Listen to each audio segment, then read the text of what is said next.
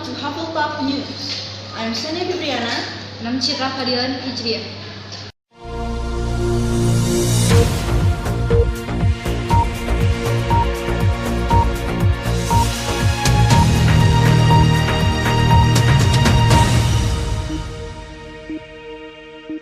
After days of speculation of will he, when he, how will he propose, it turns out Prince Harry already had proposed to Meghan Markle, asking her to marry him in London earlier this month.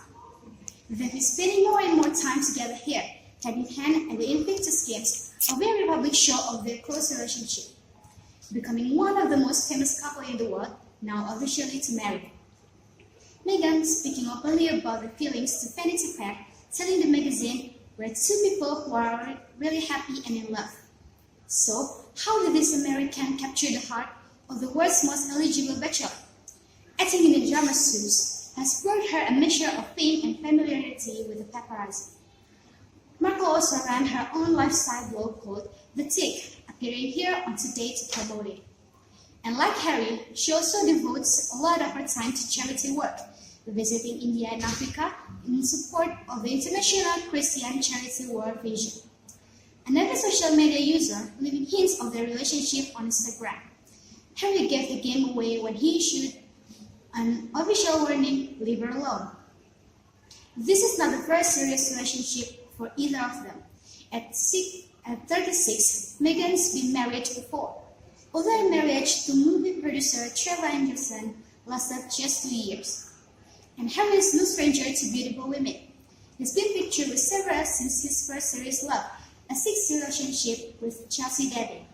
And he's made no secret of the fact that he loves children, telling Newsweek, I am determined to live a relatively normal life, and if I am lucky enough to have children, they can have one too. Harry recently speaking out about the weight of royal expectation. Is there anyone of the royal family who wants to be king or queen? I don't think so. But he seems to have found his way, sharing the pain of losing her mother early by encouraging war veterans to speak out about their trauma.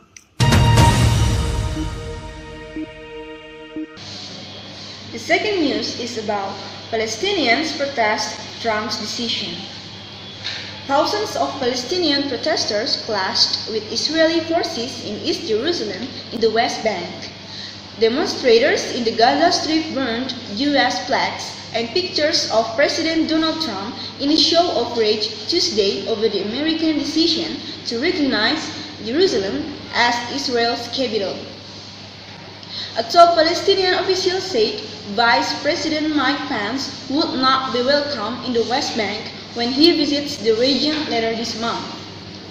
Israeli forces were bracing for the possibility of even stronger violence on Friday when tens of thousands of Palestinians attend weekly prayers at Jerusalem's Al-Aqsa Mosque, the city's most sacred Islamic site. In Gaza, the supreme leader of the Hamas militant group called on Palestinians to launch a new uprising against Israel. Meanwhile, Israeli Prime Minister Benjamin Netanyahu praised Trump's decision. Jerusalem, the capital of the Jewish state of Israel. If you weren't aware of that until yesterday, you are now. But we've been aware of that for 3,000 years. A charity group warned Wednesday of worsening humanitarian emergency in Democratic Republic of Congo, with nearly 2 million people this year having fled their homes due to insecurity. The Norwegian Refugee Council's Ulrika Blom said aid is severely underfunded. Now, we are moving to Hufflepuff Sports section.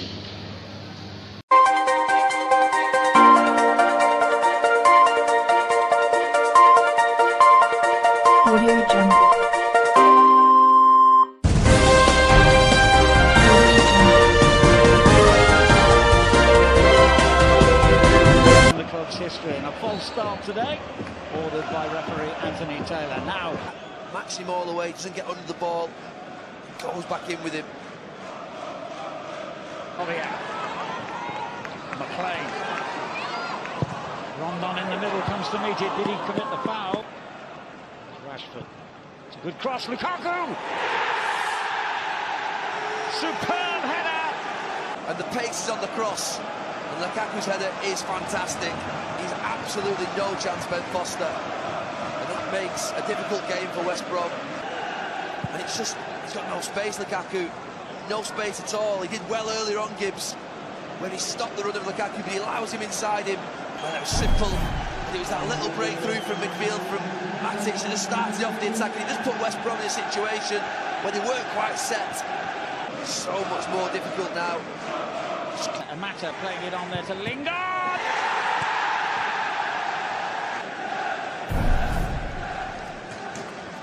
Again, it's Matic, he breaks the line, steps into a position that West Brom don't expect him. I said go and kill the game off if you're Manchester United. As he probably knows that he just has done. It's a deflection, a wicked one. And now Manchester United find themselves 2 goals to the good, 10 minutes before half-time. And now it's made it an interesting last 10-15 minutes. There's too much space in there, it's just stood still the ball and Gareth Barry helps it. I was just going to say United in this last 2 or 3 minutes have been a little lax. They haven't been as aggressive in the defending and it's cost them. And of all people, it's Gareth Barry who's brought West Bromwich Albion back into it. Evans a threat, he scored a lot. Manchester United and Liverpool both took care of business in week 18 of the 2017 Premier League campaign, beating West Bromwich Albion and Bournemouth respectively on Sunday. The Red Devils survived a late rally from the Baggies, winning 2-1 while the Reds enjoyed another simple outing, crushing the Cherries 4-0. Here's a look at what those results mean for the standings. Manchester City, Manchester United, Chelsea, Liverpool, Arsenal, Burnley, Tottenham Hotspur, Leicester City, Watford, Everton. And the 11th is Huddersfield Town, Southampton, Brighton and Hove Albion, Crystal Palace, West Ham United, Bournemouth, Stoke City, Newcastle United, West Bromwich Albion, and the last is Swansea City. United and West Brom came out flat in the first half of their contest, but manager Jose Mourinho's troops made the most of their chances, scoring twice. Romelu Lukaku broke the deadlock with an excellent header, once again celebrating in silence, and Jesse Lingard added to the lead with a deflected effort. West Brom improved after the break but couldn't find the net until the final 15 minutes, when Gareth Barry took advantage of poor defending to power home a corner kick. The hosts had several good chances to grab a late equalizer, and United defender Chris Smalling, who took the captain's armband after Antonio Valencia limped off with an injury, took to social media after the match, acknowledging the Red Devils played with fire. Winning the ugly contest is the hallmark of a top team, however, and the visit to the Hawthorns is never easy. With the win, United again took sole position of second place after Chelsea tied the Red Devils on points after a victory on Saturday over Southampton. In Sunday's other match, Liverpool's exciting attack again came through, scoring early and often against Bournemouth. At halftime, the Reds were already up by 3 goals, courtesy of Philippe Coutinho, Dejan Lovren, and Mohamed Salah. Roberto Firmino added the lead after the break, and the Reds cruised from there.